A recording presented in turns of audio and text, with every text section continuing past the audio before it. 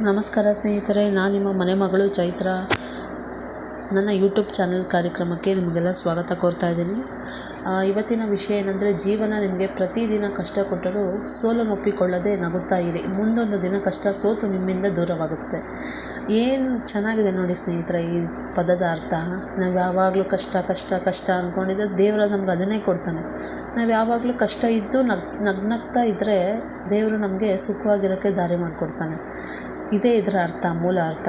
ಇನ್ನು ನನ್ನ ಈ ರಾಯರ ಯೂಟ್ಯೂಬ್ ಚಾನಲಲ್ಲಿ ಈ ಒಂದು ಮೋಟಿವೇಶನ್ ಹೇಳಬೇಕು ಅನ್ನಿಸ್ತು.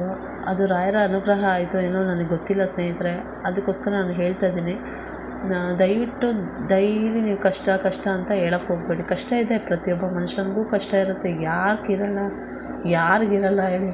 ಮರಕ್ಕೂ ಇರುತ್ತೆ, ಗಿಡಕ್ಕೂ ಇರುತ್ತೆ, ಪ್ರತಿಯೊಂದು ಜೀವರಾಶಿಗಳಿಗೂ ಕಷ್ಟ ಇರುತ್ತೆ ಸ್ನೇಹಿತರೆ. ದಯವಿಟ್ಟು ಕಷ್ಟ ಇದೆ ಅಂತ ತಿಳ್ಕೊಂಡಿರ ಕಷ್ಟನ ಸುಖ ಮಾಡ್ಕೊಳೋ ದಾರಿನ ನೀವು ಕಂಡಿಡಿದು ನಗ್ನಗ್ತಾ ಇರಿ ಅಂತ ನಾನು ನನ್ನ ರಾಯರ ಯೂಟ್ಯೂಬ್ ಚಾನಲಿಂದ ಕೇಳ್ಕೊಳ್ತಾ ಇದ್ದೀನಿ.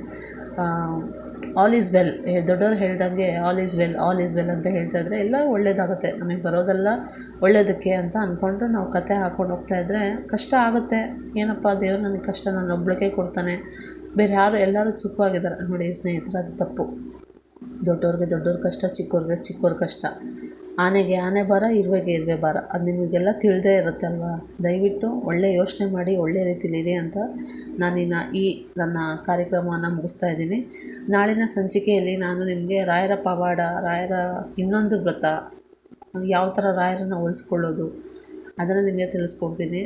ರಾಯರು ಯಾಕೆ ನಮಗೆ ಕಷ್ಟಗಳಿಗೆ ಅವರು ಪರಿಹಾರ ಕೊಡ್ತಾ ಇಲ್ಲ, ನಾವು ಮಾಡಿದ ಪಾಪಕರ್ಮಗಳು ಏನೇನಿರುತ್ತೆ ಅನ್ನೋದ್ರ ಬಗ್ಗೆಯೂ ಸಹ ನಾನು ತಿಳಿಸ್ಕೊಡ್ತೀನಿ ಸ್ನೇಹಿತರೆ.